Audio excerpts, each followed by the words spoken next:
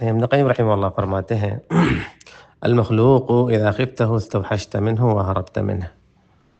مخلوق سے اگر تم ڈرتے ہو نا تو اس سے وحشت محسوس کرتے ہو، خوف اور وحشت اور ناخوشی اور بے چینی محسوس کرتے ہو اور اس سے بھاگتے ہو.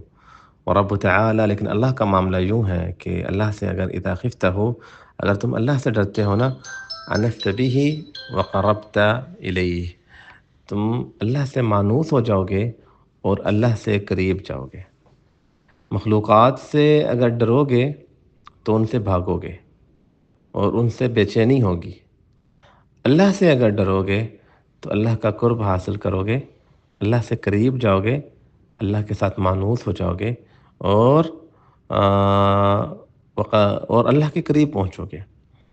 یہاں ابن قیم رحمہ اللہ ہمیں جو بات سمجھانا چاہ رہے ہیں اس کا خلاصہ یہ ہے، انسان جب کسی انسان سے ڈرتا ہے تو اس کی اذیت کی وجہ سے ڈرتا ہے، اس کی ظلم کی وجہ سے ڈرتا ہے، اس کی زیادتی کی وجہ سے ڈرتا ہے.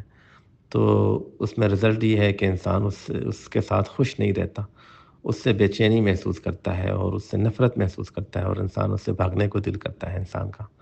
تو اس لیے انسان سے بھاگتا ہے. لیکن اللہ کی محبت، اللہ کا خوف الگ ہے. اللہ کا جو خوف ہے، ایک تو وجہ یہ ہے کہ اللہ کے خوف کے ساتھ امید بھی ہے. اللہ تعالیٰ نے ہمیں جو ہے، ہمارا جو منہج ہے اور اللہ نے اپنے کلام میں جو ہمیں سبق سکھایا ہے، اس میں ڈر بھی ہے اللہ کا اور اللہ سے امید بھی ہے. جہاں اللہ نے جہنم کا ذکر کیا، ساتھ میں اپنی جنت کا بھی ذکر کیا. تو صرف ڈر نہیں ہے بلکہ اس ڈر کے ساتھ اللہ سے امید بھی ہے کہ نہیں، وہ رحمان بھی ہے، وہ میں نے گناہ کیا ہے، وہ عذاب دے گا لیکن وہ معاف بھی کرنے والا ہے، وہ درگزر بھی کر دے گا اور وہ مجھ سے محبت بھی تو کرتا ہے، وہ میرے بارے میں فکر مند بھی تو ہے، وہ میرا خیال بھی تو رکھتا ہے. تو اللہ کی ڈر کے ساتھ ایک تو امید بھی ہے اور یہ ضروری ہے. یہ یاد رکھیں، اہل سنت کا منہج ہے کہ خوف اور رجا. اور اللہ نے قرآن میں بہت سارے مقامات میں دونوں کو ایک ساتھ جوڑا ہے کہ مجھ سے ڈرتے بھی ہیں اور میری رحمت کی امید بھی رکھتے ہیں. تو یہ دونوں چیزیں ساتھ ہوتی ہیں تو انسان اپنے ایمان میں آگے بڑھتا ہے. تو ایک تو یہ وجہ ہے. دوسرا، اللہ کے جو خوف کا مسئلہ ہے وہ اللہ کے ظلم کی وجہ سے نہیں اور نہ ہی اللہ کی ذاتی کی وجہ سے، بلکہ اللہ کی ایک ہیبت ہے، ایک عظمت ہے، ایک شان ہے، ایک دبدبہ ہے، ایک روب ہے.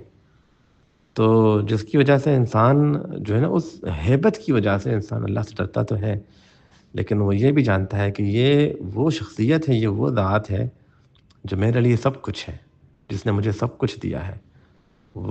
یہ وہ ذات ہے جو بہت طاقت بھی رکھتا ہے اور اسی نے مجھے اس مقام تک پہنچایا. مجھے طاقتور بنانے والا بھی یہی ذات ہے.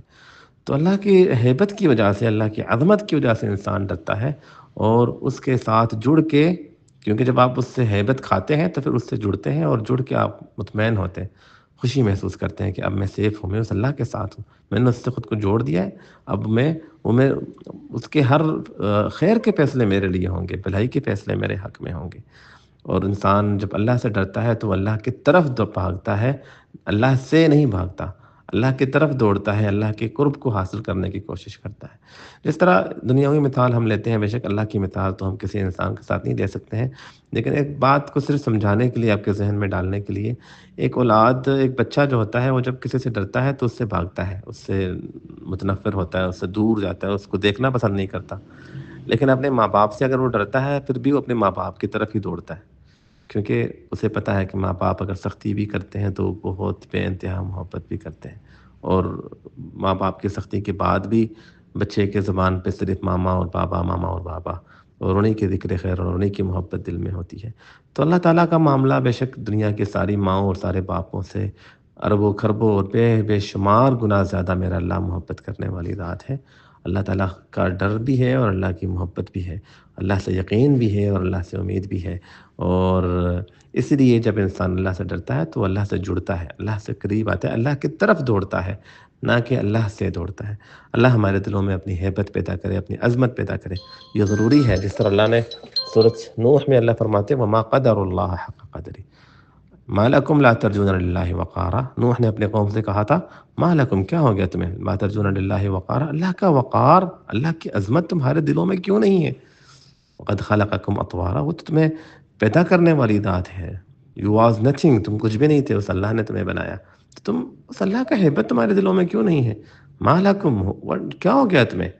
تو اللہ کی ہیبت انسان کے دل میں ہو، اللہ کی عظمت ہو، تو پھر ہوتا یہ ہے کہ انسان اللہ کی طرف دوڑتا ہے اور اللہ کی نافرمانی سے انسان بچتا ہے، اللہ کے گناہ سے انسان بچتا ہے کہ میں کیسے اس اللہ کی نافرمانی کروں جو اللہ کچھ بھی کر سکتا ہے، میں اس کی فرما برداری کروں، میں اس سے جڑوں، میں اس سے محبت کروں، میں اس کے قریب اس کے سائے میں رہوں، اس کی محبت کرنے والوں کے ساتھ رہوں، اس کے رستے پہ چلوں، تاکہ وہ اللہ مجھے اپنے خاص بندوں میں شامل کرے۔